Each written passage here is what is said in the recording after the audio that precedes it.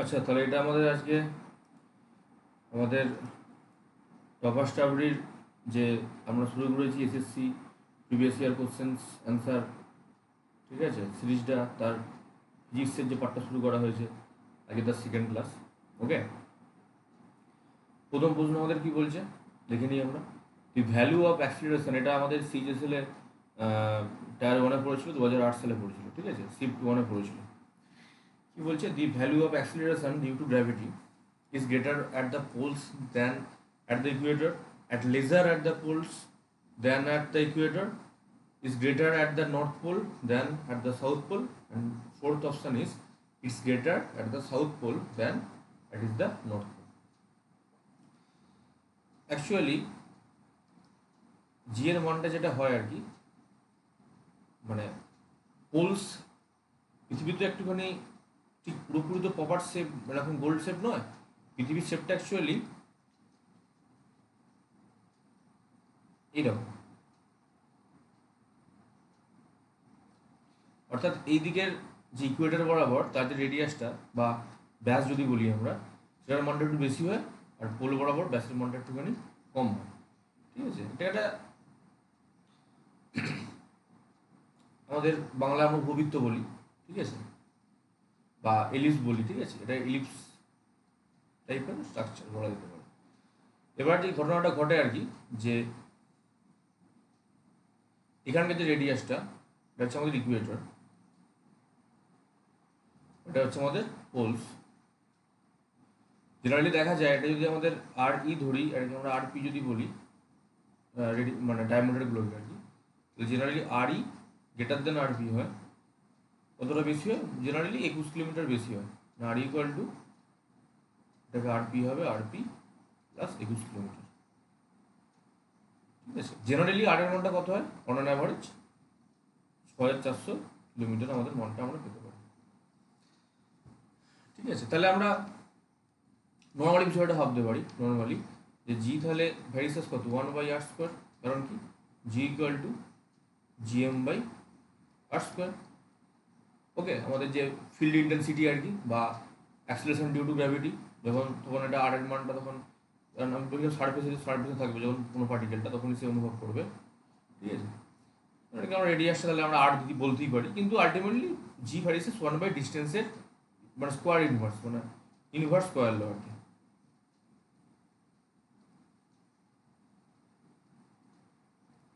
ঠিক আছে। তাহলে আমি বলতেই পারি আড়ির, তাহলে আড়ির মানটা যেহেতু বেশি, তাহলে আমরা এখান থেকে দেখতে পারি যে জি তাহলে না, আর এর মান যদি বেশি হয় তাহলে জি এর মানটা কম হবে, আর এর মানটা কম হলে জি এর মানটা বেশি হবে। যেহেতু আরই যেহেতু বেশি, তাই না, তাহলে তো হচ্ছে সেখানে জি এর মানটা সেখানে কম, আর আরপির মানটা যেহেতু কম, তাহলে জি এর মানটা অবশ্যই বেশি হবে, ঠিক আছে। তাহলে অপশান এ আমাদের correct, is greater at the poles than the Ecuador, ঠিক আছে। বলে আমাদের রেডিয়াসের মানটা কম, তাহলে তাহলে বা ডায়ামিটারের মানটা কম, তাহলে আমাদের জি এর মানটা বেশি, ঠিক আছে। এবার এটাকে অন্যরকমভাবে করা যেতে পারে, এটাকে আমরা এইভাবে ভাবতে পারি জিনিসটাকে, g equal to g effective actually হয় g into 1 - ω² r by g cos square lambda, যেখানে ল্যামডা হচ্ছে আমাদের ল্যাটিটিউড, আর ওমেগা হচ্ছে আমাদের angular velocity of earth,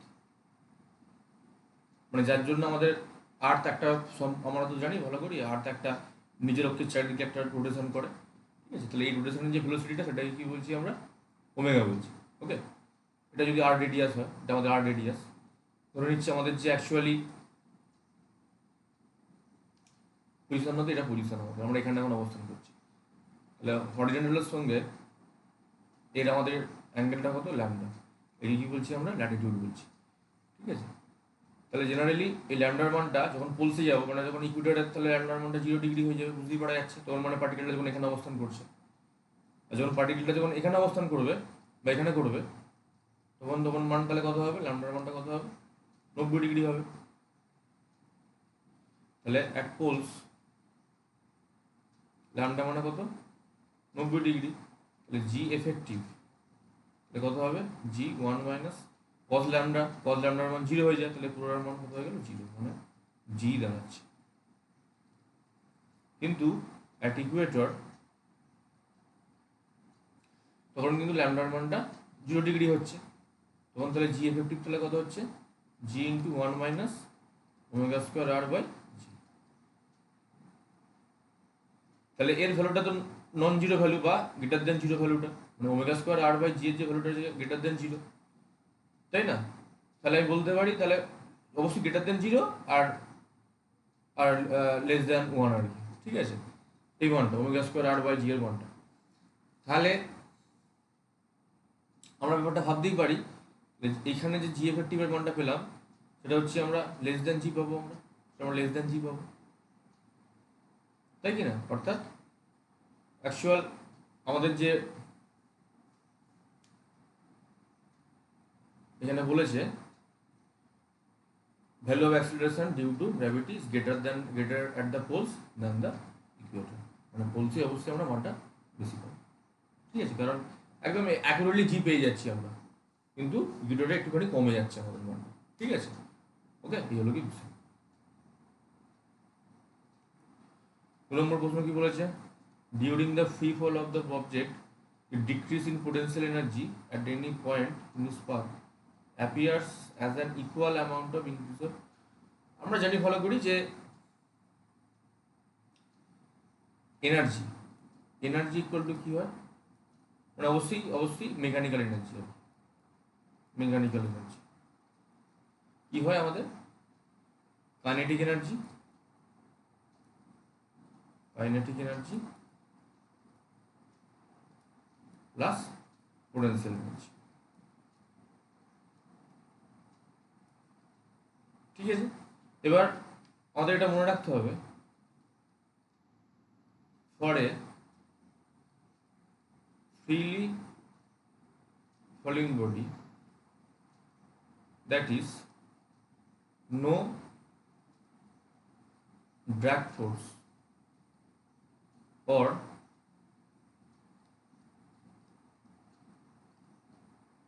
frictional বা আমরা বলতে পারি viscous force,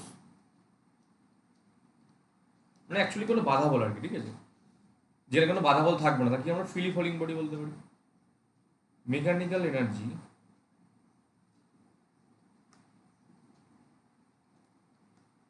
will be conserved at all points.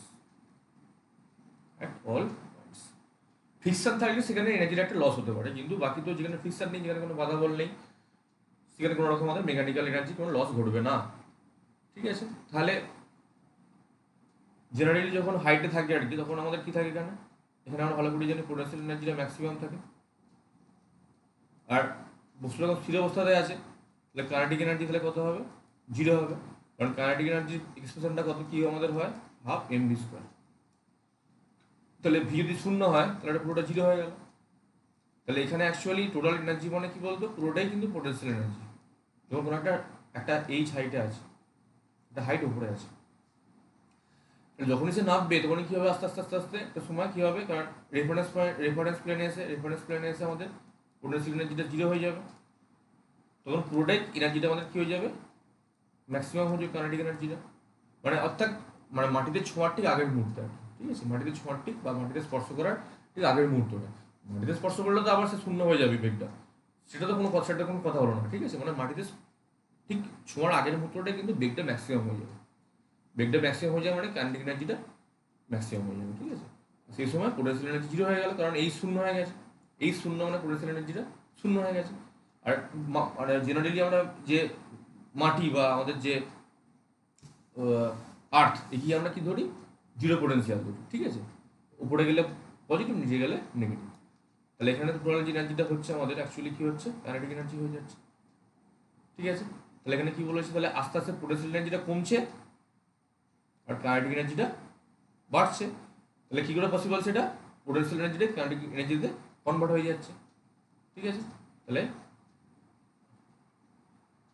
during the free fall of object the decrease in potential energy at any point in its path appears as an equal amount of increase in কি হবে এটা kinetic energy হয়ে যাবে। ঠিক আছে, ওকে।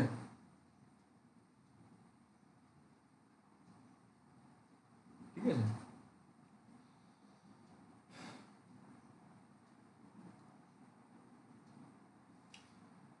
তারপরে প্রশ্নটা কি বলেছে, any body kept in a fluid experience an upward force called, এটাকে আমরা কি বলি আপথ্রাস্ট। ঠিক আছে, এটা আমাদের ভালো করেই জানি যে কোনো একটা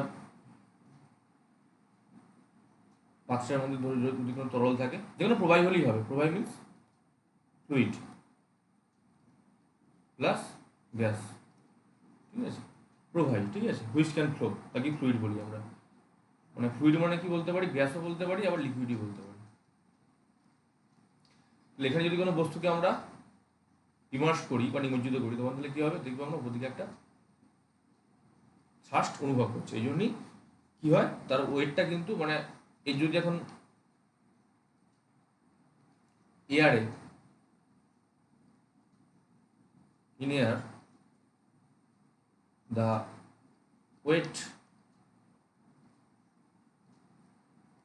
of the body যদি W1 হয় after immersing inside the fluid it gets reduced। তাহলে কত হবে, তাহলে ধরে নিচ্ছি আমরা এখন W2 হয়ে গেল। ঠিক আছে, তাহলে কমলো তাহলে কেন, জেনারেলি তাহলে কি হয় W1 গ্রেটার দেন W2 হয়। তাহলে কমছে মানে আমাকে বুঝতে হবে কোনো একটা নিচ থেকে একটা উপর দিকে একটা ফোর্স দিচ্ছে ফ্লুইডটা, সেই ফোর্সের ফলে কি হচ্ছে এফেক্টিভলি ওয়েটটা কমে যাচ্ছে। ঠিক আছে, নাহলে কখনই কমতো না, কারণ ওয়েট কাজ করছে নিচের দিকে। ঠিক আছে, তাহলে নিচ থেকে উপর দিকে একটা বল প্রয়োগ করার ফলে কি হচ্ছে ওয়েটের যে এফেক্টিভ ওয়েটটা কমে যাচ্ছে। ঠিক আছে, তাহলে আমাকে বুঝতেই হবে তাহলে সংখ্যাটা আপথ্রাস্ট সেখানে কাজ করছে। এটা মনে রাখতে হবে যে আপথ্রাস্টটা কি নাম, কিন্তু যে আপথ্রাস্টটা এটা কিন্তু অ্যাকচুয়ালি ফোর্স অফ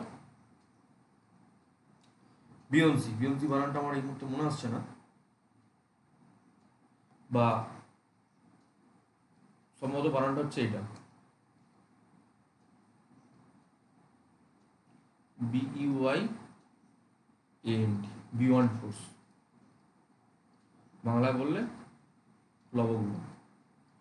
ঠিক আছে, মনে রাখতে হবে এই যে এই প্লবক বলের মানটাকে আমরা FB দিয়ে ডিনোট করি, ফোর্স অফ বিয়ন্সি, তাহলে FBর মানটা হয় V রো জি, অর্থাৎ ভি কি হচ্ছে, ভি হচ্ছে volume of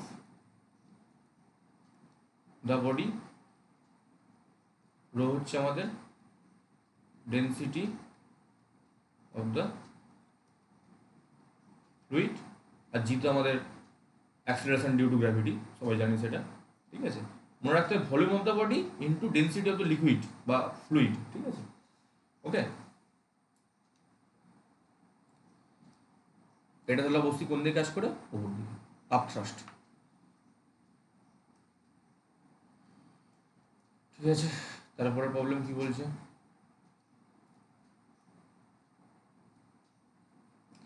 due to an acceleration of the body, due to an acceleration of 1 meter per second square, the velocity of a body increases from 5 meter per second to 10 meter per second.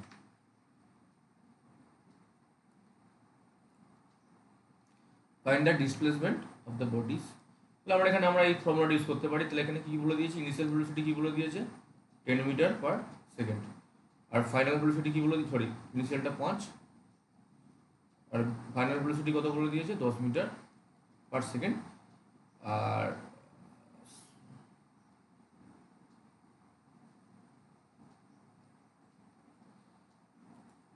আর এই জায়গাটাতে acceleration বলে দিয়েছে 1 metre per second square, আর তাহলে displacement চেয়েছে। তাহলে এখানে আমরা এই সূত্রটা অ্যাপ্লাই করতে পারি, V square equal to U square minus U square plus 2AS V মানে প্লাস কেন ধরলাম, কারণ এখানে ভেলোসিটি বেড়ে যাচ্ছে, অর্থাৎ এখানে অ্যাক্সিলারেশন হয়েছে। 10 square equal two 5 square plus 2 into 1 into S. তাহলে এস তাহলে কত হবে? 10 স্কোয়ার মাইনাস 5 স্কোয়ার বাই 2। এটা কত হবে? 100 মাইনাস 25 মানে 75/2, মানে কত হচ্ছে 37.5। ঠিক আছে, আনসার হয়ে গেল। ওকে, সূত্র বসিয়ে অঙ্ক। ঠিক আছে,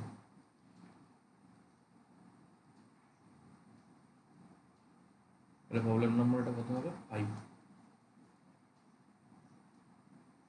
বলছে as an object falls freely its, এটা মাত্র ডিসকাশন করলাম।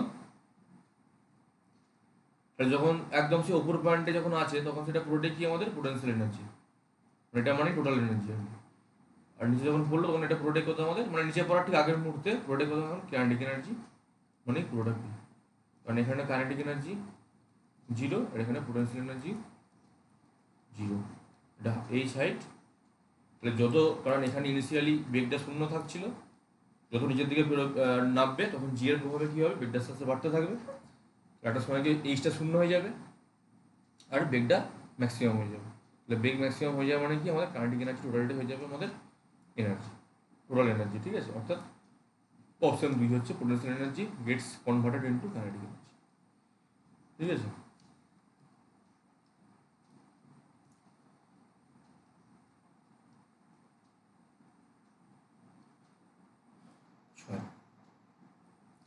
বলছে the bullet of mass 10 gram is fired with a velocity of 20 meter per second from a gun of mass 2 kg. Find the recoil velocity of the gun. তাহলে এখানে একটা concept কাজ করছে, if there is no external force, the momentum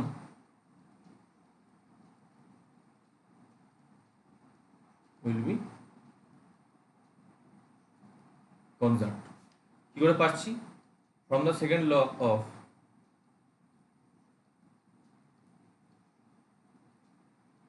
Newton, second law of Newton, কি পাই আমরা? F external equal to কি পাই? Change in momentum over time. তাহলে এটা যদি শূন্য হয় এখন, তাহলে কি হবে? P2 minus P1 by T equal to শূন্য হয়ে যাবে, বা P2 ইকুয়াল টু P1 হয়ে যাবে। ঠিক আছে, P2 ইকুয়াল টু P1 হয়ে যাবে। ঠিক আছে, এটা মনে রাখতে আমাকে হবে। তাহলে আমরা বলতেই পারি, যদি আমি ধরে নিচ্ছি mass of bullet small m, velocity of bullet, আর mass of gun capital M, and velocity of bullet capital V. তাহলে ফায়ারিং করার আগে এখন গুলিও স্থির, মানে বুলেটও স্থির, এখন বন্দুকও স্থির। ফায়ারিং করার আগে বুলেটও স্থির, বন্দুকও স্থির, তাহলে কী হবে? Small M into 0। হ্যাঁ, আর আমাদের মোমেন্টামের এক্সপ্রেশন কী হয়? মোমেন্টাম মানে কি? ভর ইন্টু বেগ, মানে ভর মাস ইন্টু ভেলোসিটি। তাহলে বিফোর কলিশন বা বিফোর ফায়ারিং কী হচ্ছে? গুলিও স্থির আছে মানে বেগটা 0, বন্দুকও স্থির আছে মানে কি বেগটা 0। কিন্তু গুলি করার পর, ফায়ারিং করার পর এখন স্মল এম এর বেগটা কত হয়ে গেছে? ইউ প্লাস আমাদের যে গানের যে ভেলোসিটি ধরে নিচ্ছে আমরা, কত হয়ে গেছে? ভি। তাহলে 0 ইকুয়ালটা আমরা বলতে পারি m u plus m v. 0 equal to m u plus m v. তাহলে এম ভি মানে আমরা বলতে পারি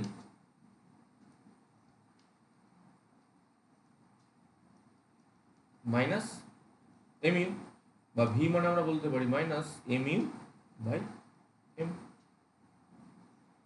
ভি ইকুয়াল টু মানে বলতে পারি minus M u by m. Okay, তাহলে এবার মাইনাস যে সাইনটা বোঝাচ্ছে, এটাই অ্যাকচুয়ালি বোঝাচ্ছে রিকয়েল। রিকয়েল মানে কি? বন্দুক যদি সামনের দিকে এগোয়, সরি, যদি বুলেট যদি সামনের দিকে এগোয়, তাহলে আমাদের যে ভেলোসিটি সেটা ধর কোন দিকে আমাদের হবে? পিছন দিকে হবে। ঠিক আছে, এই হলো কি বিষয়। এটা আমাকে একটু মনে রাখতে হবে বিষয়টা। ঠিক আছে, তাহলে ভি ইকুয়াল টু কত হচ্ছে minus M U small M into small U by capital M. সব কটা তাহলে মান বসিয়ে দিও তাহলে ভি তাহলে কত হচ্ছে minus small M into small U by capital M. Minus small M এর মান কত 10 গ্রাম,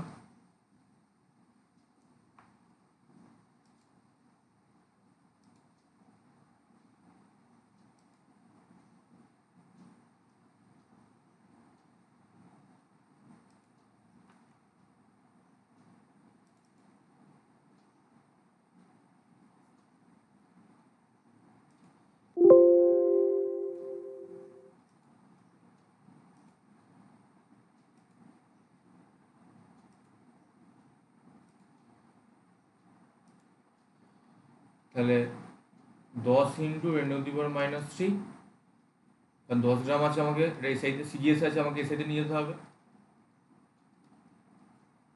ঠিক আছে, ইন্টু 20 মিটার পার সেকেন্ড, এটা এই সাইডে আছে, কোনো সমস্যা নেই। আর বন্দুকের ভর কত, মাস অফ গান কত 2 কেজি, 10 হলো মাইনাস 100 ইন্টু 10⁻³ মানে 0.1, অর্থাৎ মাইনাস 0. মাইনাসটা তাহলে কেন আছে, রিকয়েলের জন্য, রিকয়েল ভেলোসিটি বোঝাচ্ছে, অর্থাৎ গুলি যেদিকে যাবে বন্দুকটা তার বিপরীত দিকে যাবে, ঠিক আছে, এই হলো কি বিষয়। আশা করি বুঝতে পারা গেছে। প্রবলেম নাম্বার 7 কি বলছি, the physical quantity has the units ampere metre per second squared, then what ampere metre per second square. তাহলে অ্যাম্পিয়ার মানে এটাকে আমরা ডাইমেনশনালি আই দিয়ে বলতে পারি, মিটারটাকে আমরা এল বলবো, আর নিচে সেকেন্ড স্কোয়ার মানে নিচে মানে বাই দিয়ে যে খেলাটা কত আসবে পুরো হয়ে যাবে IL to the power -2, IL to the power -2, ঠিক আছে। না অ্যাম্পিয়ারকে আমরা আই দিয়ে ডিনোট করা হয় মাত্রাটা, মিটার মানে তো লেন্থ, বাই সেকেন্ড স্কোয়ার আছে, তাহলে এটাকে আমরা 1/t⁻², মানে উপর উঠে গেলে কি হচ্ছে -2, অপশানে হচ্ছে আমাদের কারেক্ট।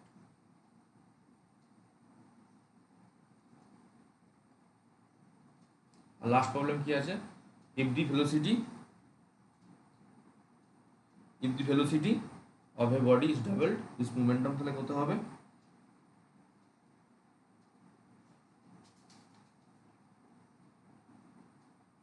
এটা তো সিম্পল কিছু ব্যাপার নেই এখানে, মানে P ইকুয়াল টু mv, তাহলে m যদি আমাদের দ্বিগুণ হয়, তো যদি এই মাস কনস্ট্যান্ট, তাহলে m যদি আমাদের দ্বিগুণ হয় তাহলে আমাদের ভরবেগও কি হয়ে যাবে, দ্বিগুণ হয়ে যাবে, কারণ P ভার্সেস v, মাস কনস্ট্যান্ট থাকলে, তাহলে v দ্বিগুণ হলে P দ্বিগুণ হয়ে যাবে, এটা কি মোমেন্টাম বলে বা ভরবেগ, মানে v যদি হাফ হয়ে যায় তাহলে তখন P হাফ হয়ে যাবে, অর্থাৎ তাহলে তোর হচ্ছে ডবল হয়ে যাবে, ঠিক আছে। তাহলে এই কন্টেক্সটে আমরা জিনিস বলে রাখতে চাই, কাইনেটিক এনার্জিকে আবার এভাবে লেখা হয় momentum square by 2 into mass, momentum square into 2 into mass, তাহলে এখানে ইকে মানে কি কাইনেটিক এনার্জি, ঠিক আছে, এটা এটা মনে রাখতে হবে। তাহলে এখানে কিন্তু কি হচ্ছে, যদি মাস কনস্ট্যান্ট থাকে তাহলে ইকে ভার্সেস পি স্কোয়ার, মানে পি যদি আমাদের দ্বিগুণ হয় তাহলে ইকে তাহলে কি হবে আমাদের 4 গুণ হয়ে যাবে, যেহেতু স্কোয়ার আছে, ঠিক আছে, এটা একটু খেয়াল রাখতে হবে। ওকে, ঠিক আছে, থ্যাংক ইউ।